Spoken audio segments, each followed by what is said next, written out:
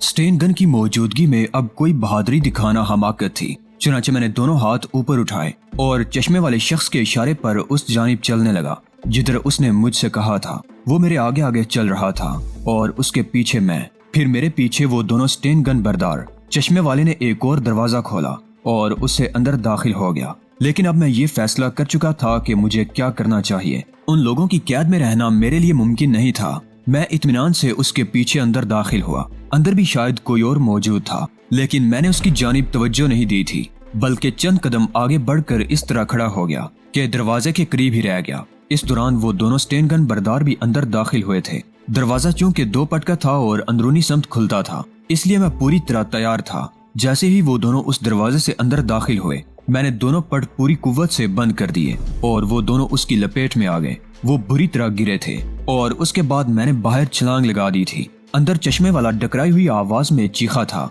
लेकिन मैं अपना काम कर चुका था और स्टेन गन वालों को मैंने ठोकरों पर रख लिया था। मैंने उन दोनों का अच्छी तरह काम तमाम कर दिया था और उनके चेहरे खून उगलने लगे थे। स्टेन गनें वहीं पड़ी हुई थी, लेकिन मुझे ये स्टेन गनें उठाने का मौका नहीं मिला, क्योंकि अकब से एक और आदमी ने मुझ पर छलांग लगाई और मेरी कमर पकड़ते हुए जमीन पर ढेर हो गया। मैंने फौरन ही उस शख्स से भी निपटने का फैसला किया और उसकी कलाई अपनी गिरफ्त में ले ली। फिर मैंने उसकी दोनों टांगों पर हाथ डालकर जमीन पर पलट दिया। लेकिन अब चश्मे वाले को भी अपना फर्ज पूरा करने की सूझी थी। उसने चाकू निकाल लिया और मुझ पर हमलावर हो गया। मैंने पलटकर एक लात उसके सीने पर मारी और दूसरी लात उसके मुंह पर। उसके कई दांत टूट गए और वो खून की कुलियां करने लगा। चाकू उसके हाथ से निकलकर मेरे हाथ में आ गया था। तब मैं उसके करीब पहुंचा और मैंने उसका गिरेबान पकड़कर चाकू उसके पेट पर रखते हुए कहा, चलो अब तुम मुझे बाहर जाने का रास्ता दिखाओ और मेरे रास्ते में जो भी मुजाहमत हो उसे मेरे सामने से हटाओ, वरना तुम्हें भी जहन्नुम रसीद करने में मुझे कोई दिक्कत नहीं होगी। हाँ जरूर जरूर, तुम यकीन करो, यहाँ और कोई नहीं है, उसने कहा। और बाद में जो कुछ हुआ वो मेरी पसंद के मुताबिक ही था। मुझे वो दरवाजे से बाहर ले आया और जैसे ही मैंने दरवाजे से बाहर कदम रखा, मेरा हाथ उसके जबड़े पर पड़ा। पहले ही वो काफी जख्मी था, इस हाथ ने रही सही कसर पूरी कर दी। वो दीवार से टकराया और फिर दीवार के साथ साथ ही जमीन पर आ रहा। उसका ये कहना दुरुस्त ही मालूम होता था कि यहाँ और कोई नहीं है। इमारत में मुकम्मल सन्नाटा फैला हुआ था। मैं दरवाजे से बाहर निकलकर सामने देखने लगा। एक पतली सी सड़क फैली हुई थी जिसके दोनों समत चट्टानें बिखरी हुई थी। मैं एक लम्हे तक सोचता रहा। सड़क पर आगे जाने का मतलब है कि किसी और से भी मुलाकात हो सकती है, चुनांचे चट्टानी समत ही इख्तियार की जाए तो ज्यादा बेहतर है। मैंने अपनी जगह तब्दील की और चट्टानों के दरमियान सड़क से उतरकर आगे बढ़ने लगा। ये चट्टानें काफी दूर तक फैली हुई थीं और इसके बाद गालिबन कुदरती सब्जा बिखरा हुआ था। जगह जगह दरख्त भी नजर आ रहे थे। इस जगह के बारे में कोई खास अंदाजा नहीं हो सका था कि ये अमरूना के कौन से हिस्से में है। ताहम ये बात भी बिल आखिर मालूम हो ही जाएगी। दरिया में हमें न जाने कब तक सफर करना पड़ा और न जाने हम कहां से कहां आ निकले थे। फिर भी अगर मैं काफी दूर निकल आया हूं तो वापसी का रास्ता इतना मुश्किल नहीं होगा। पहले इस जंजाल से तो निकलना था। सोचने का मौका ही नहीं मिल सका था कि आखिर ये सब क्या हो रहा है। मैं बहुत दूर तक चलता रहा। उसके बाद बड़ी बड़ी चट्टानें सामने आ गईं। उन चट्टानों में गार भी बिखरे पड़े थे। ये अंदाजा लगाने के लिए कि मेरे वहां से निकल आने के बाद क्या कार्रवाई हुई है, मेरा किसी जगह रुक जाना बेहद जरूरी था। सड़क पर न जाकर मैंने अक्लमंदी का ही सबूत दिया था, क्योंकि वो लोग मुझे यकीनी तौर पर सड़क पर ही तलाश कर सकते थे। हो सकता है इस तरफ भी किसी का जहन मतवज्जे हो जाए, लेकिन भरतौर यहाँ छुपने के लिए बेहतरीन जगह मौजूद थी और मैंने एक कुशादा से गार का इंतखाब कर लिया जो एक चट्टान के दामन में नजर आ रहा था। गार इतना बड़ा था कि मैं आसानी से उसमें समा सकता था, लेकिन हो सकता है कि कोई इस जानी मतवज्जे हो जाए। इस तस्वुर के तहत मैंने चारों तरफ देखा। बहुत से चट्टानी गार अतराफ में फैले हुए थे। इसका मकसद है कि कोई खास तौर से इस गार की जानी मतवज्जे नहीं हो सकता, और अगर हो भी जाए तो क्या किया जा सकता है। इस वक्त इसके अलावा और कोई चारा कार नहीं था। अलबत्ता इस बात का अफसोस था कि मेरे पास कोई असलिहा नहीं है। काश वहाँ से आते हुए एक स्टेन गन ही अपने कब्जे में कर लेता। ये मामूली सा चाकू मेरे किस काम आ सकता है। ताहम मैंने इसे ही गनीमत समझकर अपने लिबास में छुपा लिया। चट्टानी गार बेहद पुरसुकून था और यहाँ बड़ी खुशगवार ठंडक थी। चुनांचे मैंने सोचा कि यहाँ कुछ देर आराम कर लिया जाए। अलबत्ता सोने का इरादा नहीं था, क्योंकि बाहर की जानिब से होशियार रहना बहुत जरूरी था।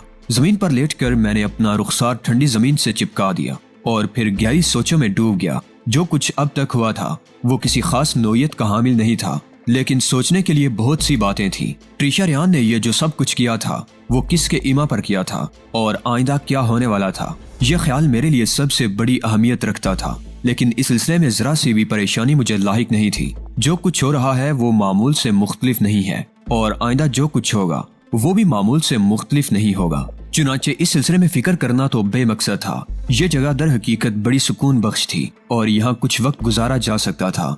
मैं ये बात अच्छी तरह जानता था कि जो कुछ मैं करके आया था वो बेमकसद नहीं हो सकता, बल्कि इसके सिलसिले में काफी लेदे होगी। चुनाचे बेहतर यही था कि फौरन ही निकल भागने की कोशिश करने के बजाय जरा सब्र से काम लूं और वक्त का इंतजार करूं। लाजमी बात है कि वो लोग मुझे चारों समत तलाश करेंगे और अगर मैंने जाने की कोशिश की तो किसी जरिए के बगैर ये काम मेरे लिए मुश्किल होगा। इससे बेहतर तरीका यही था कि मैं गार में आराम करूं। नीली धुंध में मेरी आंखें उभरने लगीं और नीली धुंध का मतलब ये था कि अब जो कुछ करना है वो होशो हवास से आरी होकर करना है। बाज़ औक़ात होशो हवास से काम करने का नतीजा बेहतर नहीं निकलता। बहुत ज्यादा एहतियात सिर्फ नुकसान पहुंचाती है और मेरे अंदर ये सलाहियतें थी कि मैं किसी भी खौफनाक मरहले से गुजरते हुए अपने आप को पुरसुकून रख सकूं, खास तौर से उस वक्त जब नीली धुंध मेरी मुआवन हो। और यही नीली धुंध आंखों में बसाए हुए मैं गहरी नींद सो गया। हालांकि ये एक बिल्कुल गैर फितरी अमल था, लेकिन जैसा कि आपको मेरे बारे में मालूम है कि जब मैं कुछ करना चाहता हूँ और नीली धुंध मेरी मुआवन होती है तो फिर वही हो जाता है जो गैर शौरी तौर पर हो सकता है। न जाने कब तक मैं सोता रहा। ऐसी पुरसुकून नींद आई थी जैसे अपनी कोठी के एयर कंडीशन रूम में सोया हूँ। जागा तो चारों जानिब अंधेरा फैल चुका था। ये अंदाजा तो एक लम्हे में ही हो गया था कि सूरत हाल क्या है। गार की खुरदरी जमीन ने मेरे जिस्म को दुखा दिया था, लेकिन इतनी देर सो जाऊंगा इस बात की उम्मीद नहीं थी। हैरानी हुई थी कि पूरा दिन यहाँ गुजर गया था। अलबत्ता जागने के बाद जब होशो हवास दुरुस्त हुए तो ये एहसास जरूर हो गया कि हालात अब मेरे हक में हमवार हो गए हैं। जो कुछ करके आया हूँ इसका नतीजा उन लोगों को मिल गया होगा और वो दिन भर मेरी तलाश करके मायूस हो गए होंगे। ताहम अपने आप को धोखे में रखना मुनासिब नहीं था। दुश्मन से हमेशा होशियार ही रहना चाहिए। अब ये दूसरी बात है कि बाज लम्हे ऐसे भी हों जिन्हें खामोशी से गुजर जाने दिया जाए और इनके सिलसिले में बहुत ज्यादा फिक्र ना की जाए। दूसरे बहुत से एहसासात के साथ पेट में भी गड़बड़ हो रही थी। जाहिर बात है भूख लग रही थी। हर चंद के पूरी नींद सोया था, लेकिन इसके बावजूद जिस्म पर थकन थकन सी तारी थी। ये थकन ज़हनी भी थी। ख्यालात के तूफान दिमाग में उठ रहे थे और मैं न जाने क्या क्या सोचता रहा था। भरतौर एक अंगड़ाई ली और इसके बाद उस गार से बाहर निकला। मैंने सोचा कि अब सड़क की समत इख्तियार करनी चाहिए। जरूरी नहीं है कि इसके लिए सड़क पर ही जाया जाए, चट्टानों के साथ साथ आगे बढ़ा जा सकता है। चुनाचे अपने आप को पूरी तरह तैयार करके मैं आगे की समत चल पड़ा। अकब में बहुत फासले पर मध्यम रोशनियां नजर आ रही थी। ये उसी इमारत की रोशनियां थी जहां मैं कैद रहा था और जहां मैं कुछ गड़बड़ करके आया था। फिर काफी फासला तय करने के बाद दफातन मुझे बाईं समत के हिस्से में बहुत सी रोशनियां नजर आईं। यकीनी तौर पर कुछ मकानात थे। समझ में नहीं आता था कि ये मकानात इस वीराने में कैसे बने हुए हैं, लेकिन ये यहाँ के लोगों का जाती मसला था। मैं इस सिलसिले में क्या कह सकता था। अलबत्ता इन मकानात को देखकर एक और ख्याल मेरे जहन में उभरा। यकीनी तौर पर यहाँ मेरे सिलसिले में कोई कारामद बात हो सकती है।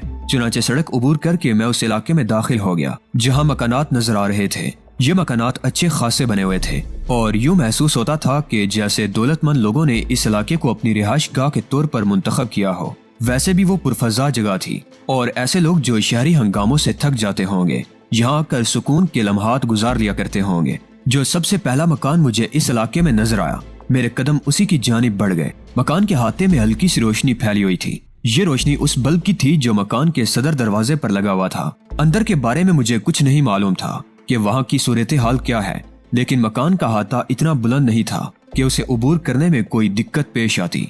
मैं बिलाखिर चार दीवारी उबूर करके अंदर दाखिल हो गया और फिर मकान में चारों तरफ चक्कर लगाने लगा। मुझे किसी ऐसी मुनासिब जगह की तलाश थी जिसके जरिए मैं अंदर दाखिल हो सकूं और बिलाखिर एक जगह मुझे नजर आ गई। ये एक खिड़की थी जो बज़ाहिर बंद महसूस नहीं हो रही थी। मैंने हल्का सा दबाव खिड़की के पटों पर डाला तो खिड़की अंदर की जानिब दबने लगी। यकीनी तौर पर यह रास्ता मेरे लिए बेहतरीन था। थोड़ी सी जिदोजहद के बाद मैं खिड़की के रास्ते अंदर दाखिल हो गया। खिड़की बाथरूम की थी जो खूबसूरत टाइलों से आरास्ता थी। बाथरूम टब लगा हुआ था। यकीनन ये किसी साहिब ज़ौक़ का मकान था जिसने ये बाथरूम बनवाया था, लेकिन फिलहाल मुझे बाथरूम की हाजत नहीं थी। चुनाचे मैंने उसके दरवाजे को आजमाया। अंदर से खुल जाने वाला दरवाजा था।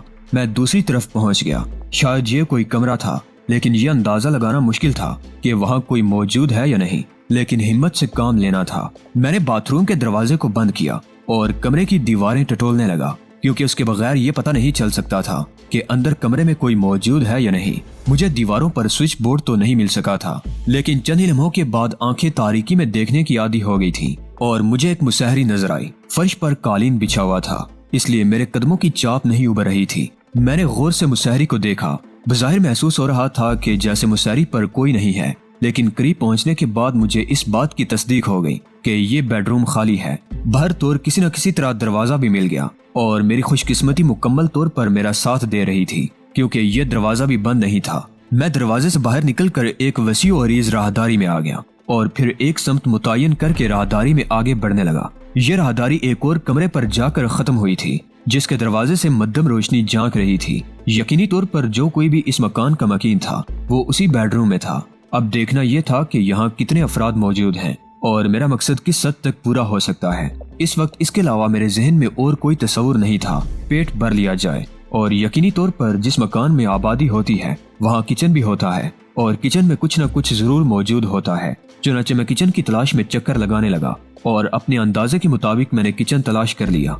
जाहिर है ऐसे मकानात मैंने पहले भी देखे थे और मुझे ये पता चल गया था कि किचन किस जानिब हो सकता है। किचन का दरवाजा खोला और अंदर दाखिल हो गया। रोशनी करना उस वक्त खतरनाक था, लेकिन सूरत हाल ही ऐसी थी कि रोशनी के बगैर और कोई चारा कार भी नहीं था। भरतौर मैंने किचन में स्विच बोर्ड तलाश किया और थोड़ी देर के बाद वहाँ रोशनी फैल गई। बाथरूम कुछ इस अंदाज से देखा था। उसे यह एहसास होता था कि किचन भी खूबसूरत ही होना चाहिए और मेरी मर्जी के मुताबिक ही हर चीज मौजूद थी। एक जानिब एक बड़ा सा फ्रीजर रखा हुआ था, एक छोटा सा फ्रिज भी था, ओवन भी लगा हुआ था। मैंने फ्रिज खोला, सामने ही फल वगैरह नजर आ रहे थे, मक्खन के पैकेट और फ्रिज के ऊपर रखी हुई डबल रोटी। मैंने दिल ही दिल में खुदा का शुक्र अदा किया कि कम से कम पेट भरने का बंदोबस्त हो गया। मक्खन निकाला, डबल रोटी के स्लाइस उठाए और उन पर मक्खन लपेट कर वहीं बैठ गया। उस वक्त ये चीजें बड़ी शानदार लग रही थी। मैंने खाना शुरू कर दिया। चंद लम्हात गुजरे होंगे कि दफातन ही मुझे किचन के दरवाजे पर हल्की सी आहट महसूस हुई और मैं उछल कर खड़ा हो गया। दरवाजा खुला और शबे ख्वाबी के लिबास में मलबूस एक तंदुरुस्त कदो कामत की औरत मुझे नजर आई। मैं उसका चेहरा तो नहीं देख सका था क्योंकि वो नीम तारीकी में था, लेकिन औरत के अंदाज से ये जाहिर हो गया था जैसे वो मुझे देखकर दहशत ज़दा हो गई हो। उसके जिस्म में लग़ज़िशें थीं। मैं उसे देखने के बावजूद खामोशी से स्लाइस खाता रहा और उसे गालिबन मेरा ये अंदाज बहुत भयानक महसूस हुआ था। ताज्जुब था कि उसकी हलक से कोई आवाज नहीं निकली थी और वो खामोशी से खड़ी मुझे देखती रही थी। अगर तुम अंदर आना चाहो तो अंदर आ जाओ, मैं वादा करता हूँ कि तुम्हें कोई नुकसान नहीं पहुँचाऊंगा, मैंने कहा। लेकिन औरत अंदर नहीं आई थी। एक बार फिर मैंने उसे अंदर आने के लिए कहा और वो 2 कदम आगे बढ़कर मेरे सामने पहुंच गई। वो फटी फटी आंखों से मुझे देख रही थी और उसके चेहरे पर अजीब से आसार थे। 30-32 साल औरत थी, शक्लो सूरत भी अच्छी खासी थी। शबे ख्वाबी के लिबास में काफी खूबसूरत नजर आ रही थी। आंखें सोई सोई सी थी, लेकिन इस वक्त चेहरे पर जो खौफ के आसार नजर आ रहे थे वो जरा दिलकश लग रहे थे। मैंने उसे कहा, अगर तुम एक अच्छी इंसान हो तो एक भूखे आदमी को यकीनन चाय बनाकर पिलाना पसंद करोगी, क्या ख्याल है? तथा तुम बाहर निकलाओ, मैं कुछ करती हूँ तुम्हारे लिए। नहीं, मेरा ख्याल है यही जगह मुनासिब है। क्या तुम ये बता सकती हो कि यहाँ तुम्हारे अलावा और कौन कौन मौजूद है? मेरे अलावा अगर कुछ और लोग यहाँ मौजूद भी होते तो इस वक्त तुम्हें उनसे खौफजदा नहीं होना चाहिए। क्यों? इसलिए कि तुम भूखे हो। अगर तुम अपनी जगह से हटो और मुझे मौका दो तो मैं तुम्हारे लिए खाने का बंदोबस्त कर सकती हूँ। मेरा ख्याल है इस वक्त जो खाना मैंने खाया है ये मेरे लिए काफी है। हाँ, अगर तुम मुनासिब समझो तो मुझे एक प्याली चाय बना दो। औरत एक समत बढ़ी और उसने एक स्टूल उठाकर मुझे देते हुए कहा, इस पर इत्मीनान से बैठ जाओ। मैं एक लम्हे उसे देखता रहा और उसके बाद स्टूल पर जाकर बैठ गया। औरत ने आस्तीनें चढ़ाकर जल्दी जल्दी चूल्हा जलाया और फ्रिज खोलकर चंद चीजें निकाली। एक केतली में चाय के लिए पानी रखकर उसे चूल्हे पर चढ़ा दिया और घूमकर मेरी जानिब देखने लगी। उसकी आंखों से नींद की सुर्खी आहिस्ता आहिस्ता गायब होती जा रही थी। फिर उसने कहा, कौन हो तुम? भूखा, मैंने जवाब दिया। कोई नाम भी तो होगा तुम्हारा। इस वक्त तुम मुझे सिर्फ भूखा जरूरतमंद कह सकती हो। इस इमारत में क्यों दाखिल हुए हो? चोरी करने के लिए नहीं, ये बात मैं तुम्हें बिल्कुल सच बता रहा हूँ। तो सिर्फ क्या खाना खाने के लिए यहाँ पहुँचे थे? यही समझ लो, मैंने जवाब दिया। यकीन करने का कोई सवाल ही नहीं पैदा होता। बहरहाल तुम्हारी मर्जी है। और एक बात मैं तुम्हें और बता दूं, इस मकान में मैं तन्हा हूँ, यहाँ और कोई नहीं है मेरे सिवा। इसलिए खौफजदा ना होना और मेरे साथ कोई बुरा सलूक भी ना करना। क्योंकि मैं तुम्हारे साथ कोई बुरा सलूक करने का इरादा नहीं रखती। ये एक बेहतरीन मुआहदा है हमारे दरमियान। मैं तुम्हें ये भी बता दूं कि ना मैं चोर हूँ और ना कोई ऐसी शख्सियत जो तुम्हें नुकसान पहुंचाने के लिए यहाँ दाखिल हुई है। भूखा था और मुझे किसी ऐसी जगह की तलाश थी जहाँ खाने पीने की कोई चीज मिल जाए। इसके बाद जाहिर है कि मुझे यहाँ से चले जाना था।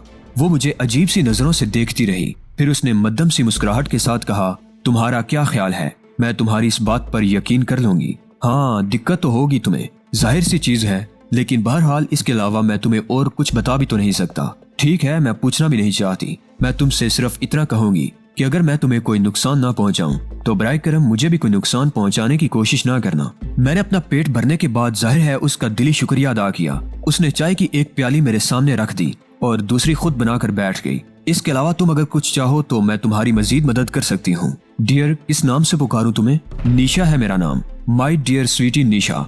मुझे बराए करम यहाँ से बाहर जाने के लिए कोई ऐसी सवारी दरकार है जिसके जरिए मैं एक लंबा सफर तय कर सकूं। ओह, इसके लिए तुम्हें दिन का इंतजार करना पड़ेगा। क्यों? मेरा ड्राइवर बाहर गया हुआ है और वो सुबह ही वापस आएगा। दरअसल मैं यहाँ तनहा रहती हूँ। मेरा अमरूना में छोटा मोटा कारोबार है, वहाँ भी मेरी एक रिहाइशगाह है, लेकिन मैं अपना ज्यादातर वक्त यहीं गुजारती हूँ। जिन दिनों कारोबारी मसरूफियात होती हैं, बस उन दिनों यहाँ से चली जाती हूँ, वरना इसी जगह रहती हूँ। ये जगह खामोश और पुरसुकून है। तो मैडम निशा, इस वक्त आप मेरे लिए किसी सवारी का बंदोबस्त नहीं कर सकती। मैंने कहा ना, इस वक्त और कोई जरिया नहीं है। पूरी इमारत की तलाशी ले लो, मैं तुमसे हर तरह का ताउन करने के लिए तैयार हूँ।